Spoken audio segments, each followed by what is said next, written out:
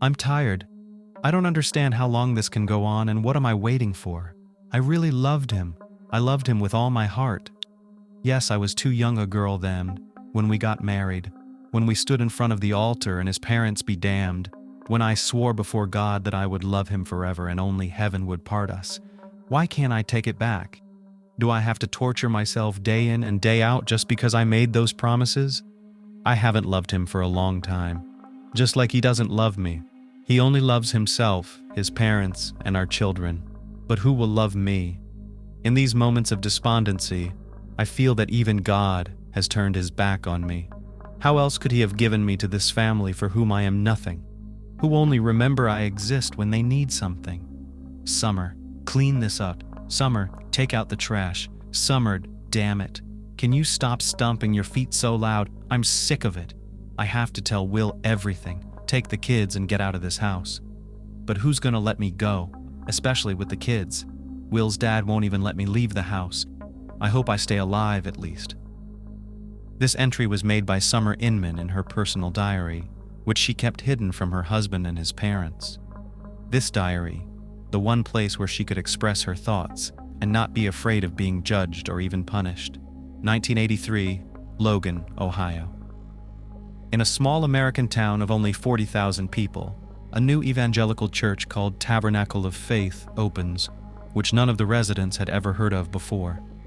The founder of the church, David Oyedepo, traveled to the town from Nigeria and told the congregation that he had an 18-hour meeting with God, during which the Almighty told him that it was time to free the world from the oppression of the devil through preaching and prayer.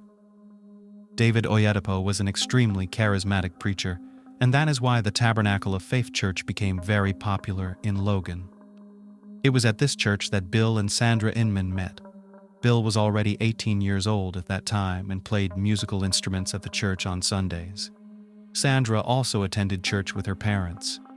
Sandra recalls that the young musician parishioner very much liked her parents, and they did not hesitate to allow the young people to play a wedding. A year later, Bill and Sandra have a son, Will.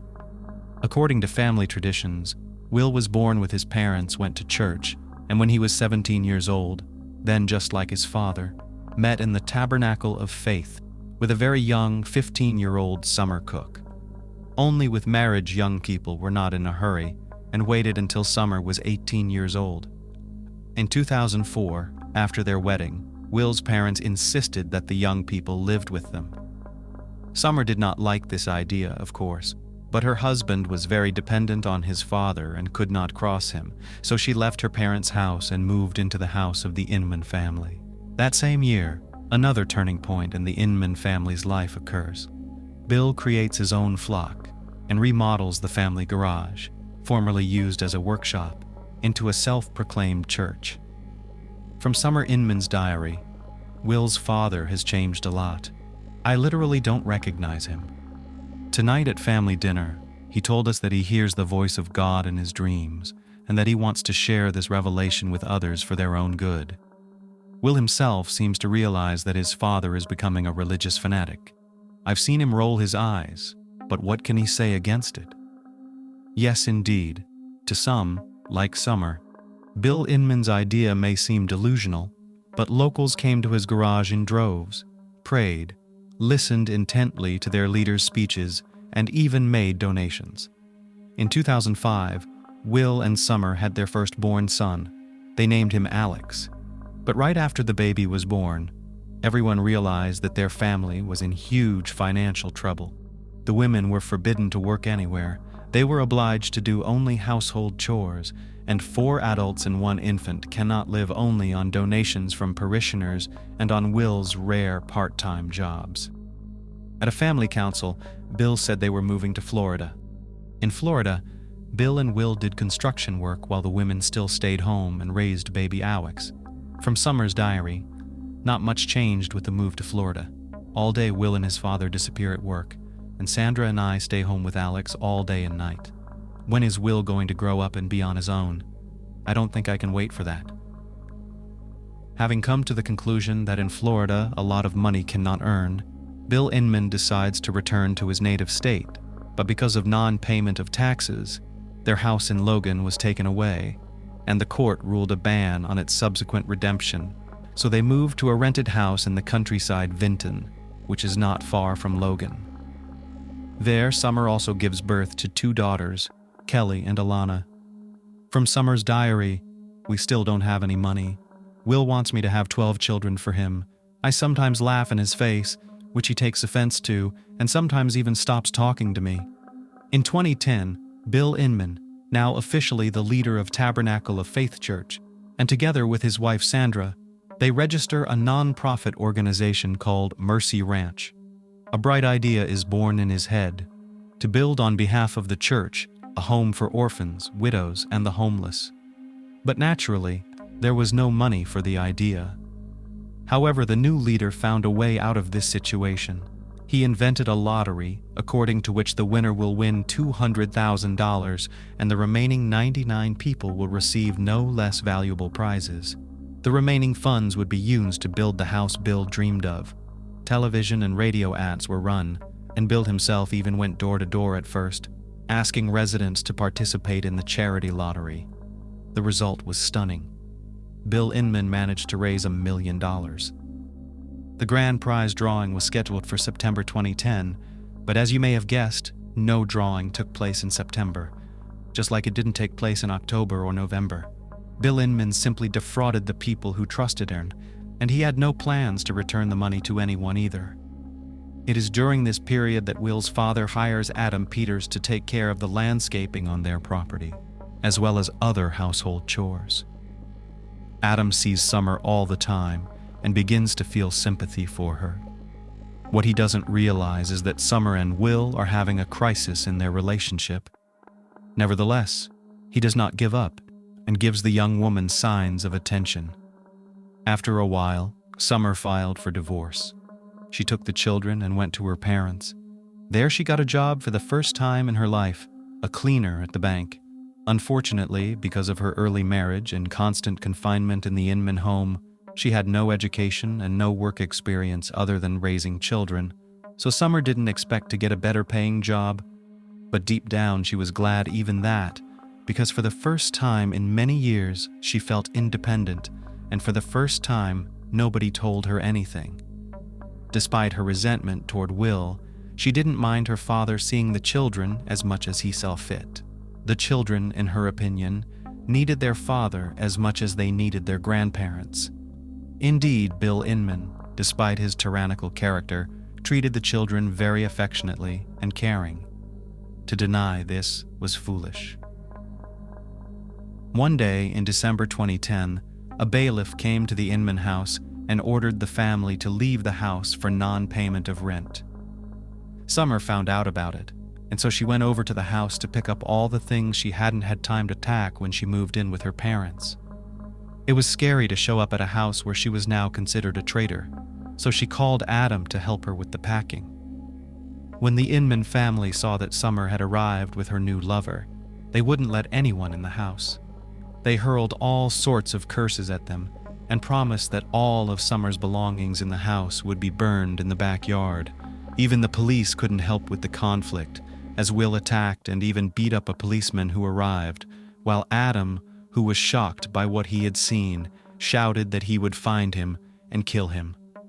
That same day, Summer decided to file a report against her husband. In it, she pointed out that Will had never been the same, that it wasn't until after the wedding that he became in complete control of her.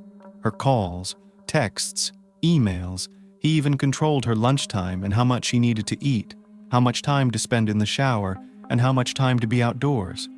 Periodically, he even took her phone away from her, and Summer could be out of touch for a week, even with her own parents.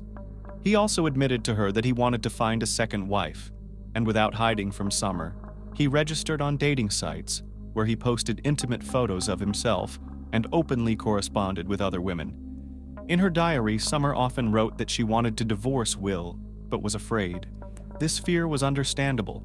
Will had warned her numerous times that if she divorced him, he would shoot her. The police took a statement from a frightened Summer, who had harbored the fear for so many years, and came to the Inman home again. When questioned, Will answered yes. He took his wife's phone away from her, but only so she wouldn't talk to her lover 24 hours a day. Yes, he watched her diet, but only because he cared about her health. His answers didn't seem credible to the police, and they forbade him to go near his ex-wife, and he also received a fine and probation for this behavior. The Inman family could not ignore such, as it seemed to them, abuse of their son, and they in turn wrote a response, but already on Adam Peters. In their statement, they pointed out that when he worked in their house, he showed an unhealthy interest in Summer's young children, and that the subsequent presence of children in his company could end badly. Their fictions, of course, were not confirmed. After that, the worst thing in Summer's life happened. Close to midnight, March 22, 2011, Summer was finishing her work at the bank, which is in the heart of Logan. The branch itself had closed by then, and all she had to do was clean up her workspace, dusting and taking out the trash. She'd texted Adam to tell him that she didn't have much time left and that she'd be home soon. It was already 12 o'clock at night. Summer was late, although she had never been late before. Adam was beginning to get seriously worried. There was no telling what this Will might be up to. Peters decided to meet Summer. By then, the doors to the ward were locked. No lights were on in the windows, which meant Summer wasn't there. Adam walked around the building but didn't see anyone, so he went to the dumpsters where the young woman was hauling the trash bags that had accumulated all day. She wasn't there either, but near the bins he found Summer's things, her purse, her cell phone, and her red jacket, which was lying in the grass, a little farther away from her things. There was no time to hesitate. He immediately dialed the phone number of the police. The police arrived and did a search of the belongings, then knocked on the bank and interviewed the security guards, to which they said that Summer had gone home over an hour ago, and they hadn't seen her again. At the glow of the police car's lights, 3 people approached. As it turned out, they were witnesses to the kidnapping. The 2 women were out for an evening jog, and although it was already dark, they saw a white Ford drive up to the bank cleaner's house. 2 men in black masks get out and push the screaming woman into the back seat. At the woman's screams, another eyewitness ran up to the car and tried to save her, but the blonde woman behind the wheel sprayed him in the face with a gas can, and the guy fell down, and the car with the kidnappers drove away. The women were without phones, so they immediately ran to the nearest police station, where they interrupted each other very emotionally and tried to recount what they had seen. The police officers on duty only laughed at their story, naively believing that the night runners had made it all up. Who would think of kidnapping a bank cleaner with garbage bags in her hands?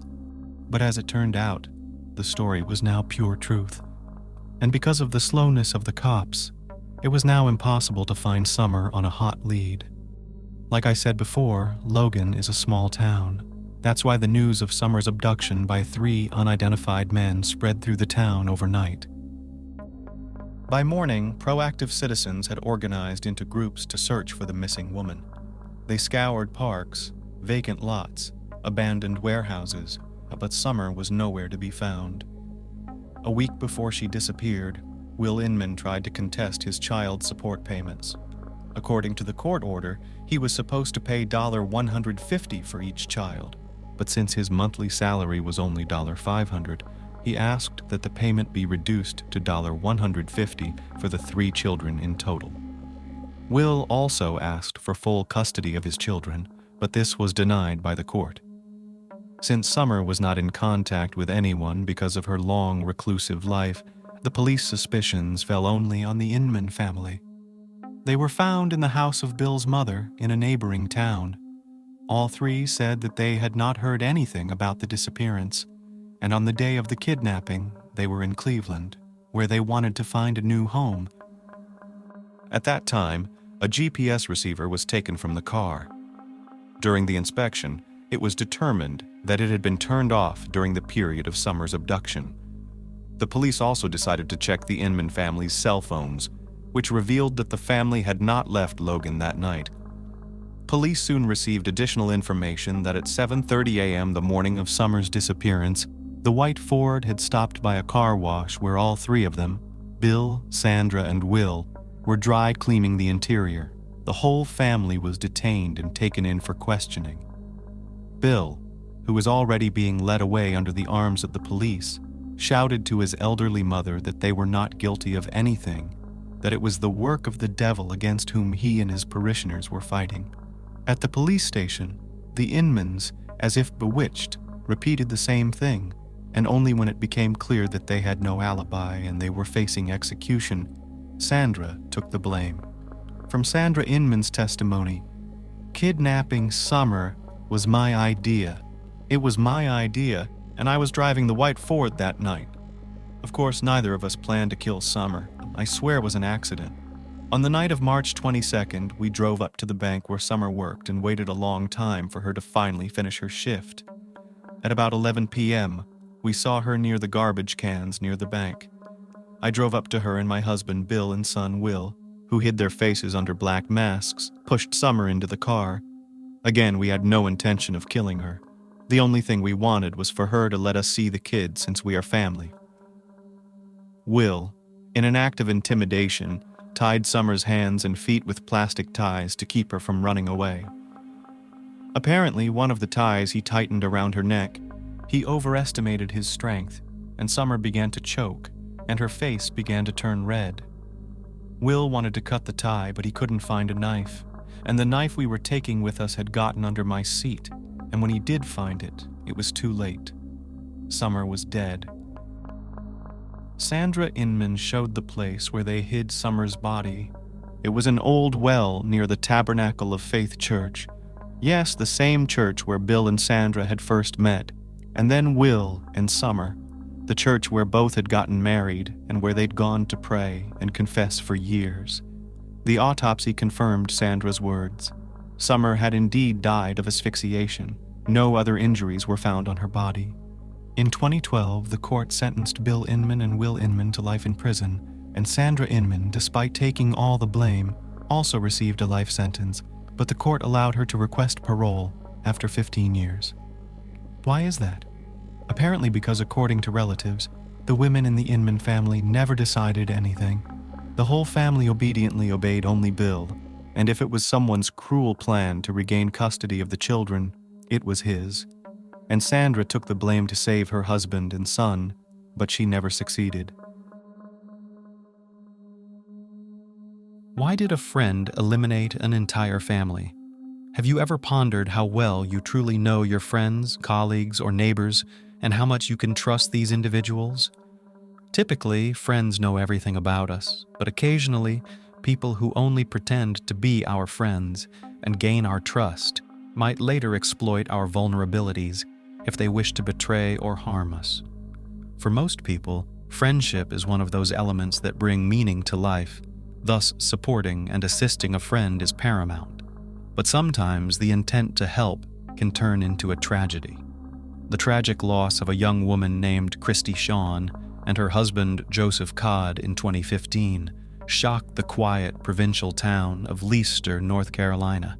This incident was among the loudest and most brutal crimes in the history of this small community. At the time of the tragedy, the couple was joyously anticipating the addition of a new family member.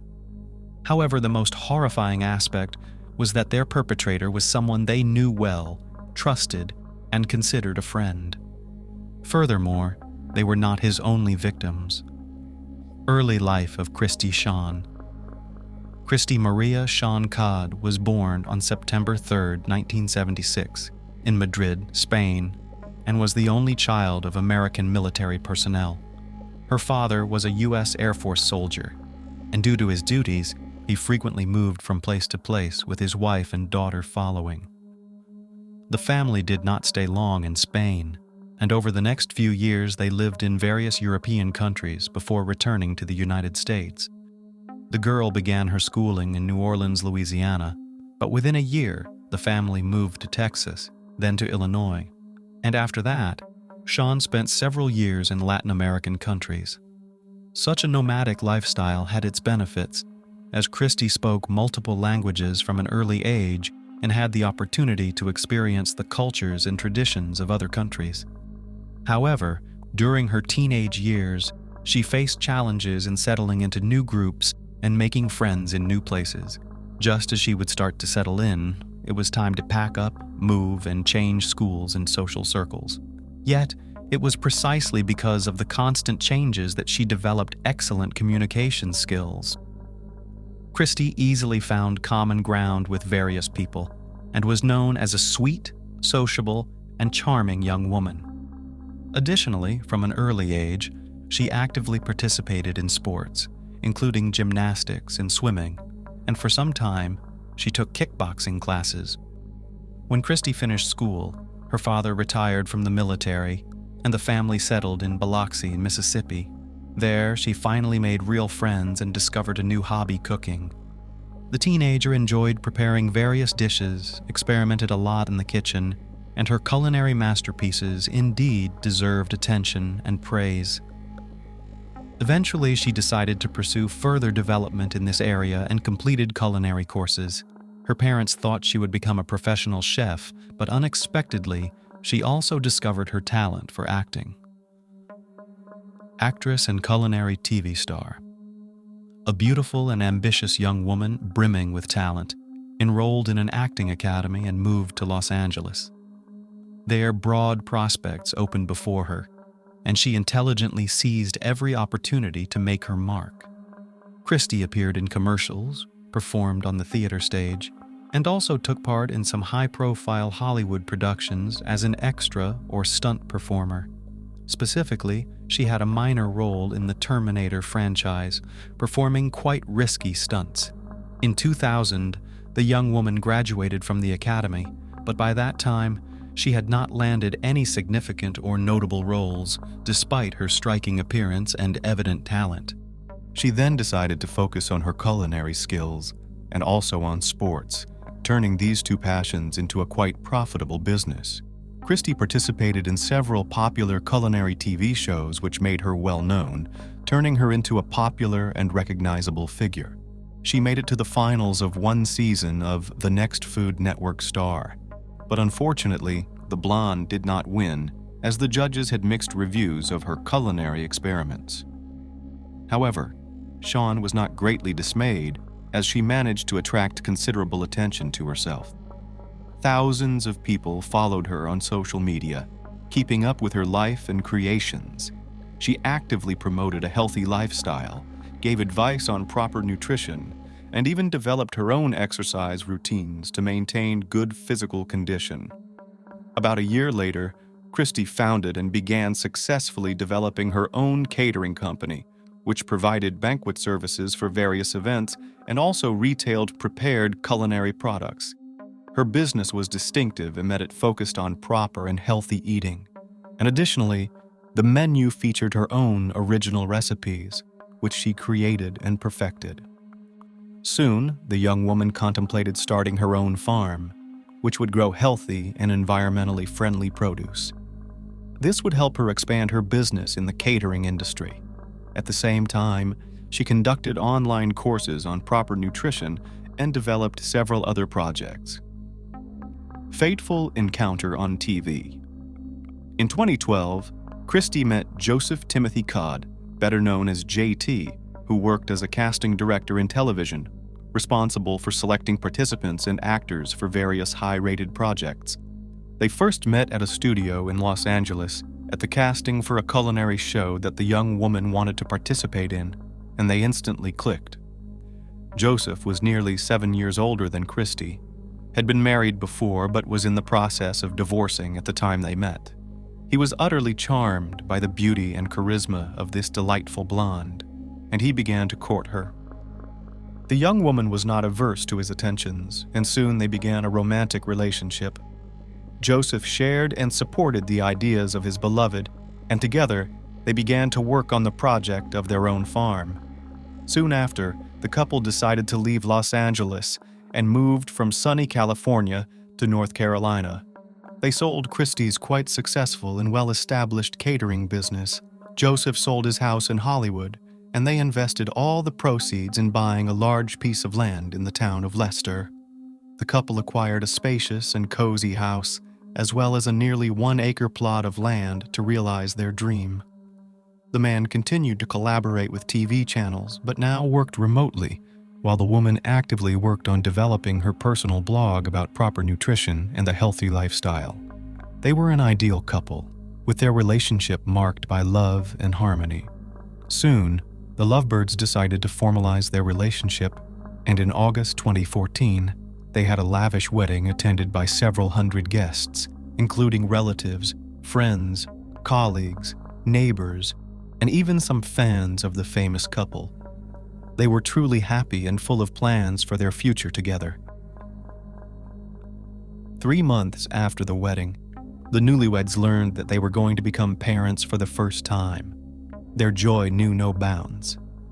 After the new year, during a routine ultrasound examination, the doctor told the couple that they were expecting a daughter, and a few days later, during a phone call with her mother, Christy mentioned that they had decided to name their firstborn Skylar.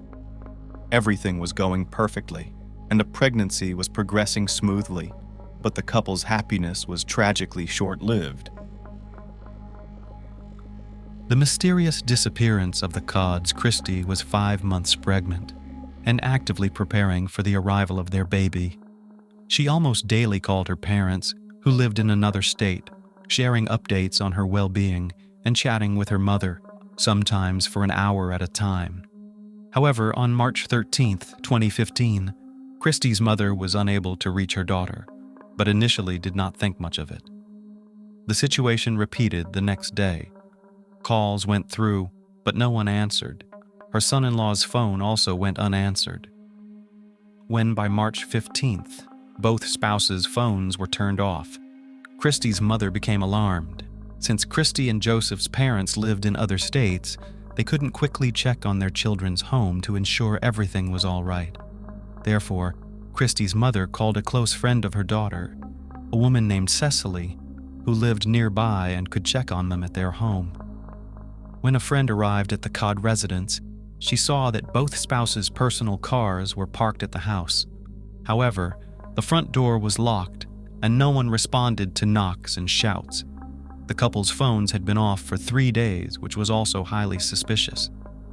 Through a window, Cecily saw that the couple's beloved dogs, who they cherished and would never willingly leave alone, were locked inside one of the rooms. The woman decided to walk around the house and noticed that the back door lock had been forcefully broken, indicating that someone had attempted to enter, or had indeed entered, the home. She immediately informed Christy's mother by phone, who then promptly called the police. The responding officers confirmed that the back door had been broken into and discovered disarray inside, indicating that someone had been searching for something. According to the family, some valuables had been stolen, including a jewelry box belonging to the homeowner, and a safe in the couple's bedroom had been breached. However, there were no signs of blood, struggle, or evidence that the couple had been detained or taken by force. Additionally, the perpetrator had acted very cautiously, leaving no fingerprints or DNA traces. The relatives clung to the faint hope that 45-year-old Joseph and his 38-year-old pregnant wife Christy were still alive, but the experienced officers were not optimistic in their forecasts. Suspicious neighbor. In the initial days, the investigation simply stalled. No clues or even somewhat significant evidence could be found. The missing couple had no enemies or ill-wishers, and reconstructing what had happened was challenging even in broad strokes. The spouses' phones were left at home, last used on March 12th. Only incoming calls were recorded the next day, after which the devices died.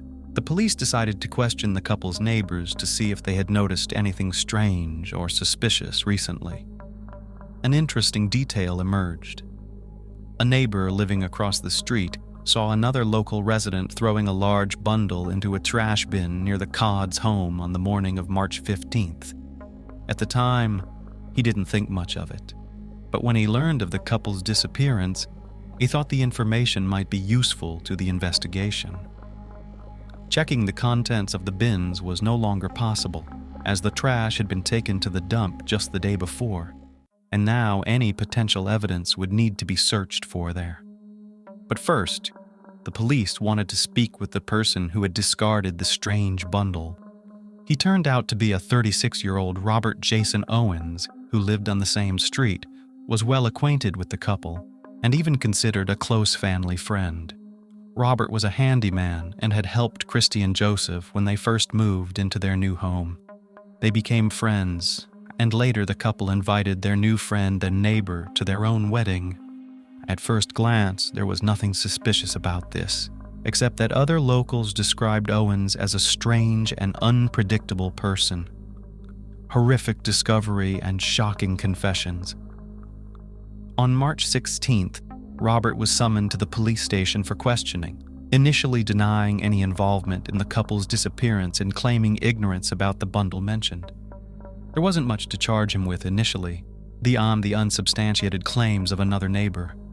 However, that evening, the situation dramatically changed after the very same large, strange bundle was found at the landfill. Inside were items from the missing couple's home, including Robert's clear fingerprints and DNA traces found on partially burnt clothing belonging to the couple, a blanket and a throw from their home, all stained with blood. This evidence confirmed police suspicions that Christy and Joseph were no longer alive. Doubts were dispelled when police searched the suspect's home and found charred human skeletal remains in his wood stove. Robert was then brought in as a suspect in the brutal elimination of his neighbor and the neighbor's pregnant wife. Despite his denials and inconsistent statements, he eventually confessed after several hours, and his admissions were truly shocking. He admitted to the double fatal incident but claimed it was accidental. According to him, on the evening of March 12th, he decided to visit his friend's home but swerved off the road to avoid hitting a dog, getting stuck in the mud. He walked to the Codd's home and asked for help to push his car out. The helpful and responsive couple agreed to assist, and while they were pushing the car, Robert, sitting at the wheel, accidentally confused the gas and brake pedals, striking and running over the couple.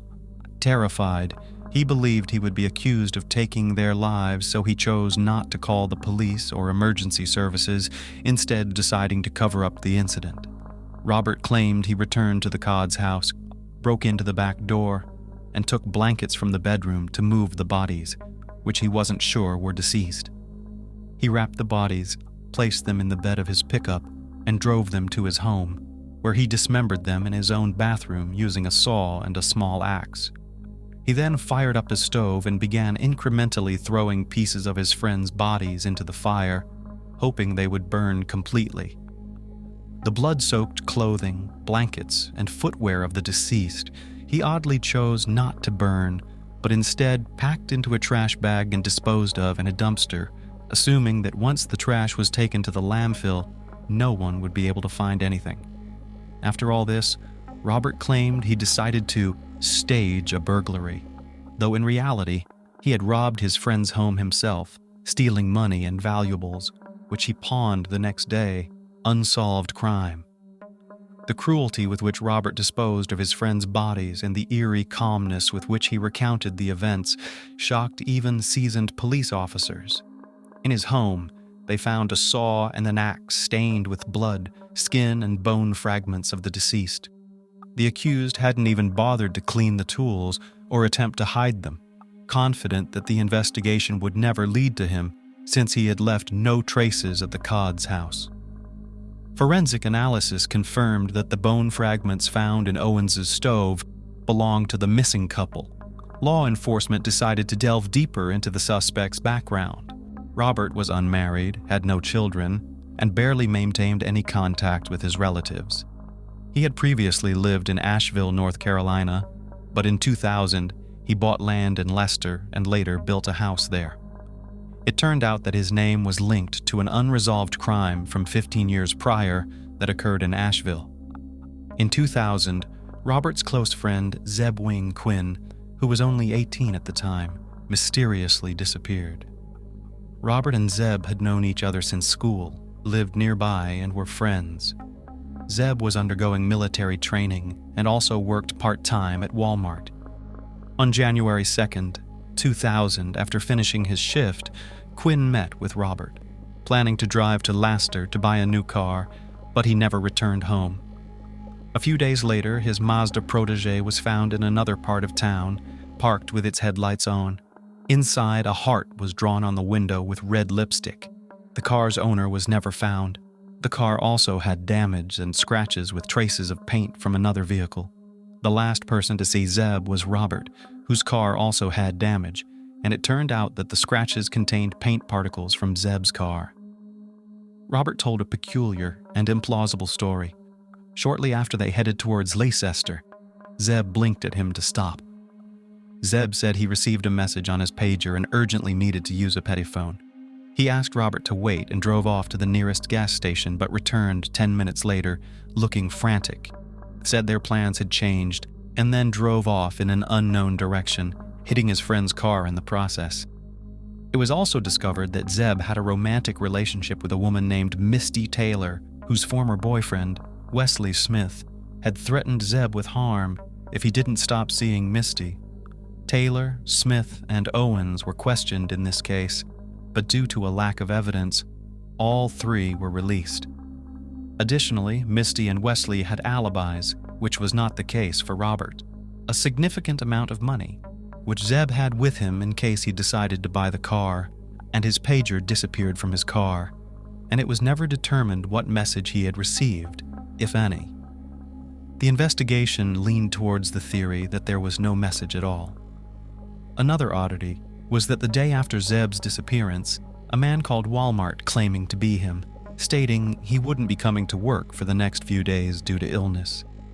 However, the colleague who answered the call thought the voice sounded strange and unfamiliar, not like Zeb at all. That phone call was traced to a Volvo plant where Robert worked. During questioning, Owens unexpectedly claimed that he made the call at his friend's request the night before Zeb sped away.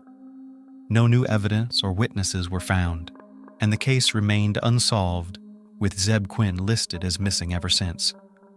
However, 15 years after these events, Owens was interrogated again, suspected of being directly involved in his longtime friend's disappearance. New, unexpected details of an old case. In June 2015, the case of Zeb Quinn was reopened from the archives, and the investigation resumed. However, at first, it seemed unlikely that law enforcement would uncover any new information.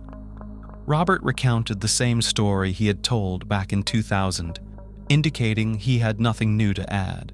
Nevertheless, the police decided to conduct a more thorough search of his property, where they stumbled upon something very peculiar.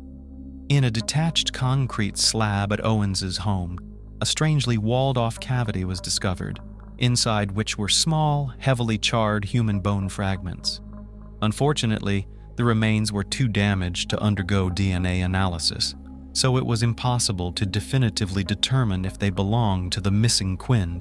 A neighbor's interview provided even more unexpected results. An elderly man living nearby remembered something from January 2000, when young Owens had just purchased the land and was starting to build his house.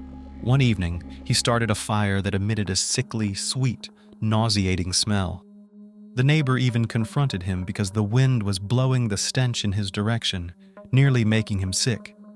Soon after, the fire pit was covered with concrete, which seemed highly unusual, but Robert claimed he planned to build a small fountain there, which he never did.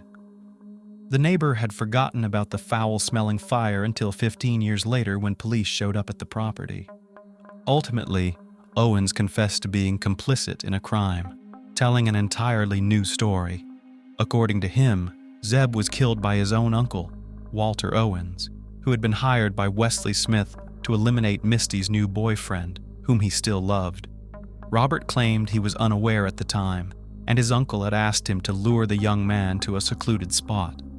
When the three of them ended up in a wooded area on the road to Leicester, the uncle ordered them to stop the car and then to signal Quinn to do the same. Once the young man stepped out, Walter shot him silently and then instructed his nephew to help dismember and package the body, which was burned on Robert's property that same night and encased in concrete. Interrogating Walter Owens was no longer possible, as he had died several years before his nephew's horrific confession. No evidence was found at the supposed crime scene, and the story sounded very unconvincing. Legal proceedings, plea agreement, and final verdict.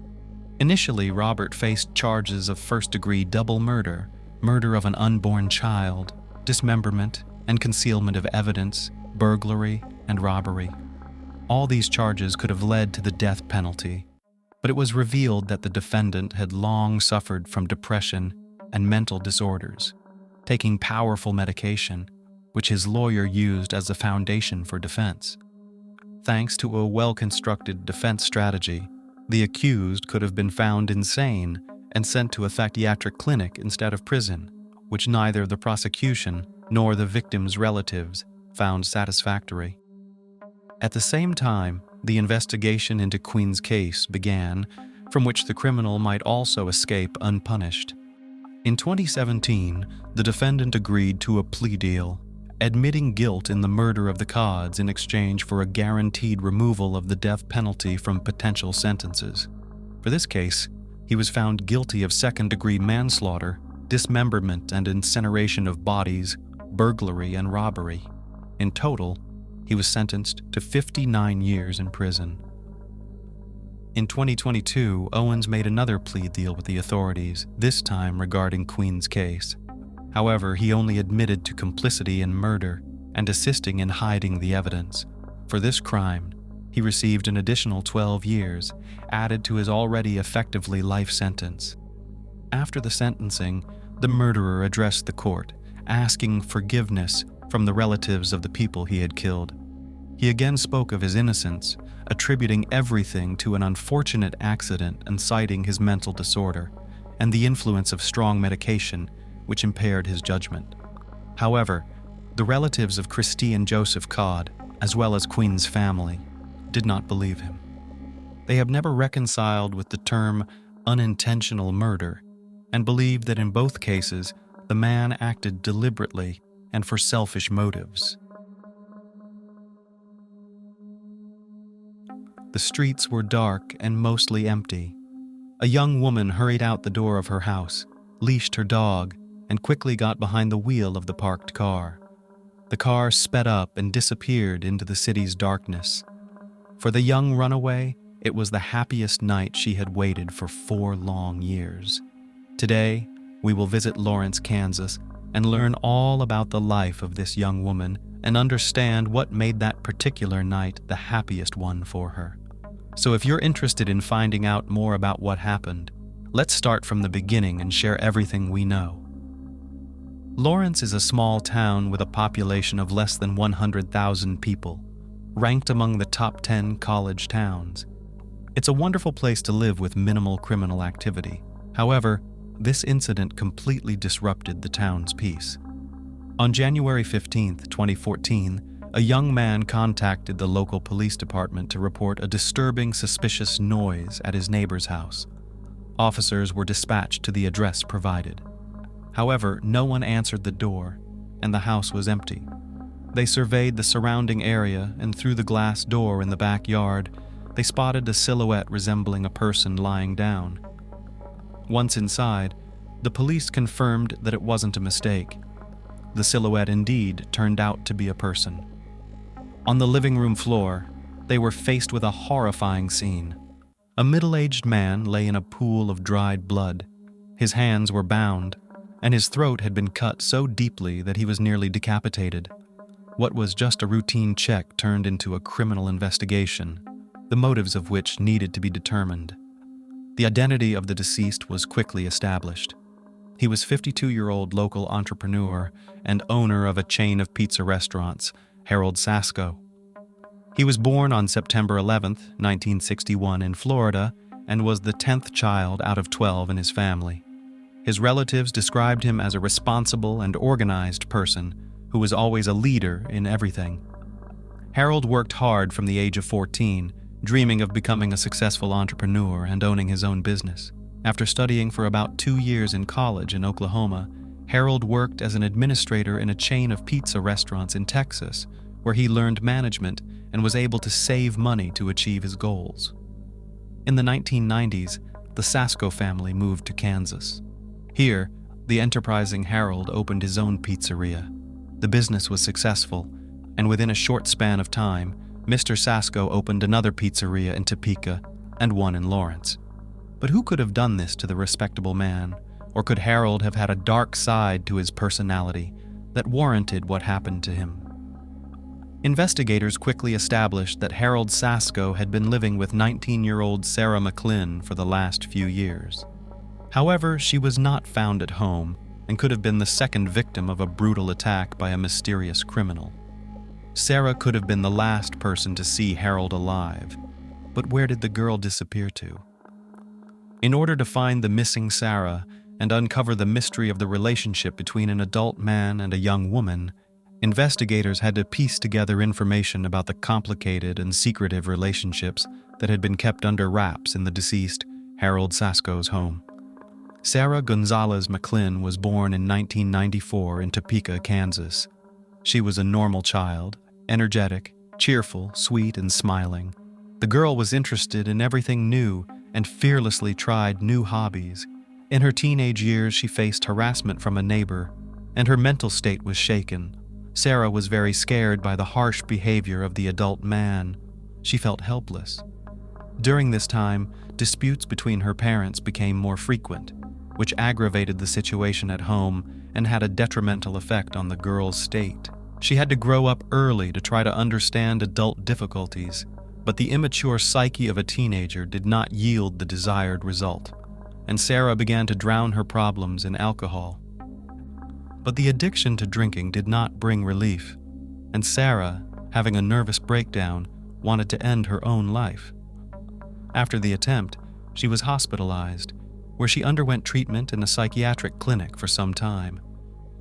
Sarah dreamed of leaving her parents' home, where she was suffocated by the toxic atmosphere with parents who could not divide their property during the divorce. She started saving money to rent a room and move out. During a period of despair, Sarah met an adult man who calmed her and boosted her confidence. That was Harold. He ran a mentorship program for youth, where he met Sarah, who got a job at one of his restaurants. By the age of 16, she was already taking orders at the pizzeria counter and diligently saving money for her dream. During this time, Sarah was quite happy. She left the hated home for a place where she felt needed. She made friends and established a relationship with Harold. In turn, he became a second father to her, providing the love and attention she sorely lacked. One day, in a confidential conversation, Sarah honestly told him about her problems, and they moved in. Harold offered Sarah to move in with him temporarily until she found separate accommodation. Sarah's mother was against it, but the girl was adamant. After enrolling in college, Sarah moved in with her mentor. It was a forced measure, which Sarah believed should not last long. Harold paid for her education. They established a friendly relationship and grew close as father and daughter. And for a long time, that was indeed the case. Interviews with neighbors and witnesses showed that Harold was a pillar of support for Sarah after the difficulties she had experienced in her family. She found refuge with an adult friend. Harold was both a mentor and a friend to her, despite their significant age difference. After Harold Sasko's demise, the police needed to find Sarah McLynn as quickly as possible, as she could be in danger. Blood tests showed that all the blood belonged to the deceased, indicating that Sarah was alive and could indeed have been abducted. During the search, it was discovered that Sarah's biological father had reported her missing much earlier than the news of Harold's demise became known, but the police had been inactive, assuming teenage maximalism and her frequent departures from home. Detectives believed that the young woman might also have been a victim of an attack. Her search continued. However, the investigation considered various theories of the attack and crime. One of them was robbery. During the house inspection, it was found that some valuables and items had been stolen. Closets were partially emptied. Money and weapons owned by Harold were also stolen. There was disorder everywhere. Most of the items had been thrown out of the closets. After compiling lists of the stolen items, it became clear that only Sarah's belongings were missing. Her tablet, phone, and car were found on the parking lot of the house. For the investigators, this confirmed that the young woman had been abducted. Mr. Sasko's dog, Oliver, also disappeared without a trace, but why would the abductor take the dog? The disappearance of the dog puzzled the investigators, and they noted that Harold's car was also missing from the parking lot. The license plate was checked in the database, and the police began actively searching for the car. By tracking all the recordings from the city's surveillance cameras where the car could have been spotted, they managed to determine the direction of the suspected criminal, but the blurred frames did not allow them to identify him. Information about the stolen car with the possible criminal was distributed to nearby posts along the possible routes, but no clarifying information was received. While waiting for information about the car's movement, the investigators did not waste time. They actively questioned Sarah's friends and acquaintances, hoping to get more information about the unusual cohabitation of the young woman and the mature man. At that time, Harold Sasko had been married 3 times, but was divorced and lived only with Sarah. The fact that a 19-year-old woman was living with a 52-year-old man as friends was peculiar. But no other information about Sarah and Harold's relationship could be obtained. No one had ever seen them as a couple. Sarah had her own room in Harold's house. Could it be that this mature, well-to-do man really became a second father and mentor to the young, lost girl? It really seemed to be the case. Harold Sasko was viewed as a kind and sensitive person and a benefactor. His colleagues also confirmed no closeness between the boss and the employee. The investigation was at a standstill. After a critical 48 hours, Sarah McLynn had still not been found. Investigators were puzzled, but continued their search for the young woman. 3 days into the search efforts, an unexpected phone call to Sarah's parents' home turned the detectives' theory upside down. The awaited call was brief. The caller waited for an answer and then hung up silently. The police, anticipating a call from the suspected abductor, managed to trace it quickly. The caller's location was identified as a 24-hour store at a gas station in Bishop, Texas. Immediately heading to the location and reviewing surveillance footage, the police were shocked to recognize a female figure very similar to Sarah. The woman freely entered the store, made purchases, made the call, then left in Harold's car. Could it be possible that Sarah, whom the police were searching for as a victim of abduction, was actually the criminal and had fled, taking her beloved dog with her? On January 25, 2014, rangers in Everglades National Park in Dade County, Florida, found Sarah McLynn sleeping in the parked car with Oliver, Mr. Sasko's dog. Upon searching the car, several knives, an axe, and Harold's pistol were found. On February 1, 2014, after she waived her extradition hearing in Florida, Sarah was transported back to Kansas, where officers placed her in the Douglas County Jail. The car was seized and sent for inspection.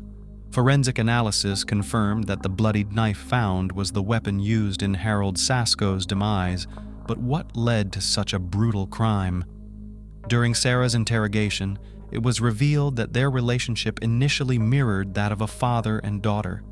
He took care of her and told everyone she was his stepdaughter to avoid unnecessary questions. Sasko was aware of Sarah's difficult relationship with her parents. He knew she had been brutally assaulted by a man who had left her with cigarette-burn scars. She had tried to end her life, and she was diagnosed with post-traumatic stress disorder and depression. Harold promised to take care of her, but the supposed sanctuary included unrestricted access to marijuana and alcohol. Cocaine and ecstasy were also available. He charged her rent, and she bought her own food. He gradually gained control over everything she did. After living together for about 6 months, Harold confessed his love for her. Sarah rejected him, but he persisted in his advances.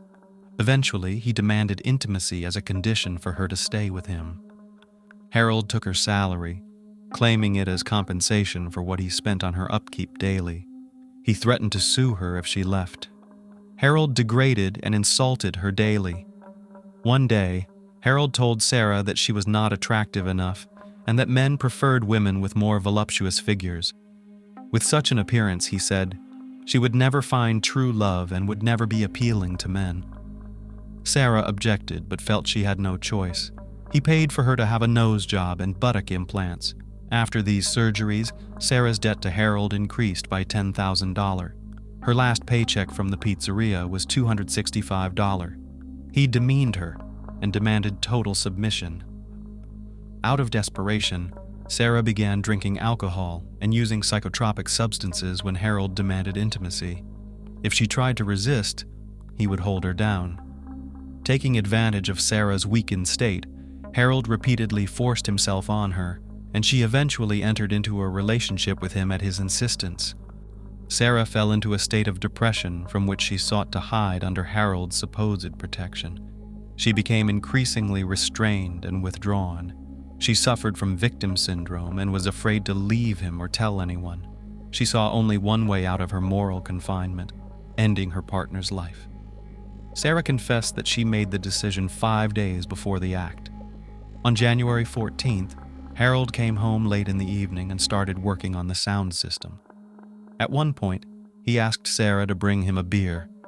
Knowing that if he drank, he would force himself on her, she decided to act. She added crushed sleeping pills to the beer, which she had prepared in advance. After some time, Harold lost consciousness. Sarah tied his ankles and wrists with zip ties. Then she took a hunting knife and inflicted a deep wound on his neck. During the interrogation, Sarah confessed that at one moment she reconsidered her decision to take his life, but Harold was already bleeding out, and she felt she had no choice but to finish what she started. With renewed fury, she continued to stab him in the neck with relentless force, nearly decapitating him. Then Sarah took a shower, packed her belongings, and left in Harold's car, taking Oliver, the dog she had cared for. First, she headed to Texas, then to Florida to see the ocean. That's where the Rangers detained her.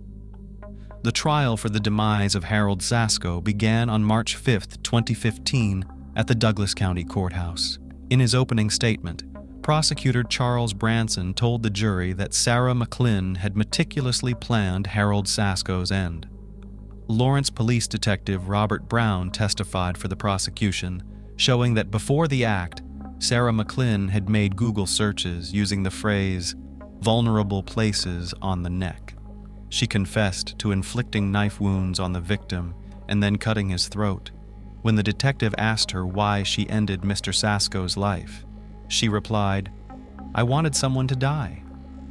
Because of these words, the trial focused on her ability to form the intent to commit the act.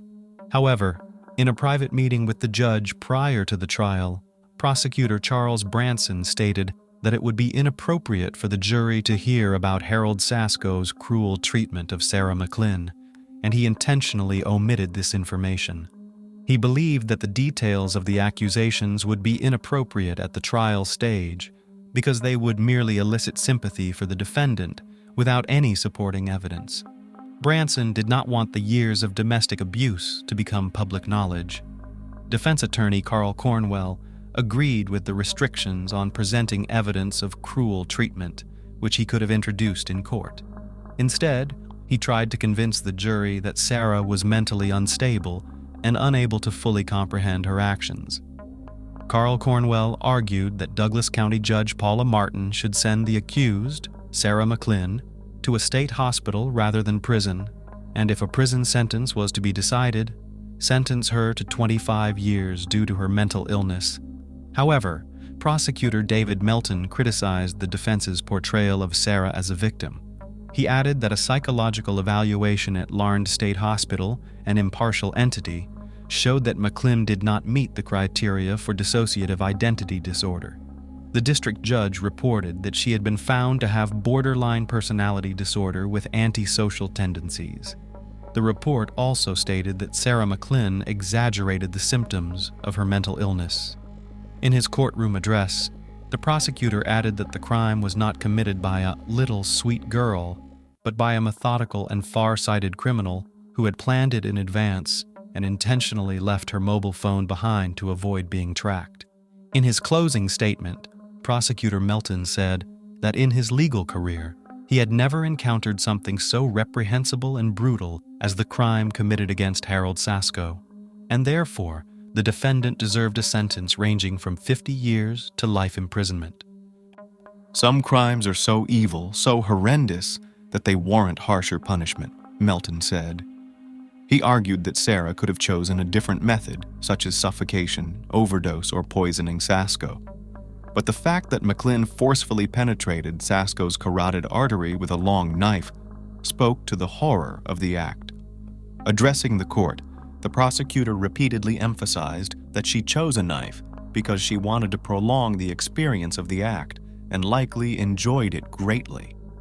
After considering the arguments, psychological assessments, requests from relatives, and letters to the court, Martin ultimately decided that there is no evidence to support commitment to a psychiatric facility instead of prison, and that the act was committed in a disgusting, barbaric, and brutal manner.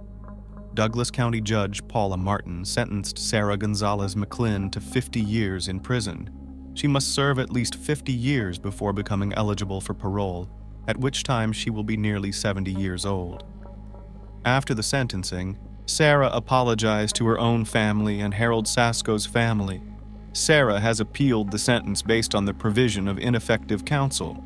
In the meantime, the defense lawyers began preparing a clemency petition and uncovered necessary evidence of abuse and the dark side of Harold Sasko that had not been presented to the jury during the trial. It turned out that during the search for Sarah, a significant number of crucial clues were overlooked. After all, the investigation's attention was occupied with investigating a crime against life, not proving domestic abuse. An examination of Harold Sasko's phone confirmed that he had repeatedly shown interest in child explicit material. He downloaded hundreds of videos to his phone and visited X-rated sites discussing children, teenagers, and zoophilia. At least 20 times, he visited websites where men were intimate or appeared to be intimate with women who seemed to be asleep. The police found a camera and flash drives on a desk in Sasko's bedroom. A detective stated that the images found on the flash drives showed that Sasko and Sarah McLean were just friends who spent time together. The defense attorneys were not allowed to review the files. Sarah was shocked and confused when the evidence of harsh treatment was not presented in court. She did not give up on proving that at the moment of ending her aggressor's life, she saw no other way to save herself. On March 20th, 2015, after deliberating for just 4 hours, the jury found Sarah Gonzalez McLean guilty of first-degree premeditated homicide with aggravating circumstances, unaware of the months of harsh treatment that preceded her dreadful crime. Now her lawyers hope to get her out of prison, convincing the governor to pardon her, which is a long-term attempt to correct what they consider an injustice. In 2021, the newly elected district attorney of Douglas County, Susana Valdez, struck a stunning deal. The sentence for Sarah McLean was reduced by half in exchange for waiving the right to appeal. The case of Sarah McLean is one of the most confusing and recurring institutional failures where, in the pursuit of justice, the truth remains sidelined. Currently, Sarah Gonzalez McLean remains incarcerated at the correctional facility in Topeka, Kansas. The earliest she can be released is in 2039, but strangely enough, prison gave Sarah a chance to heal. In her only interview, she admitted that being locked up was the biggest relief for her. She found time to reflect on what had happened. She wrote letters to God, trying to cope with her shame. In prison, she trains Labrador and Golden Retrievers for service in an organization based in Washington, Kansas. Sarah says that the dogs have healed her more than she could have ever imagined. In her statement, Sarah said that since she's been in prison, she's dedicated every day to becoming better, not just for herself, but for her family and society. I will continue to ensure that everything that happened was not in vain, as I am no longer the young woman who felt hopeless and didn't know what to do. At the scene where Harold Sasko's life was ended, the word freedom was written on the wall in blood, a word the investigators initially struggled to decipher. During questioning, Sarah replied that she wrote what she felt after committing the crime. Paradoxically, it was in prison that Sarah Gonzalez McLean found her freedom.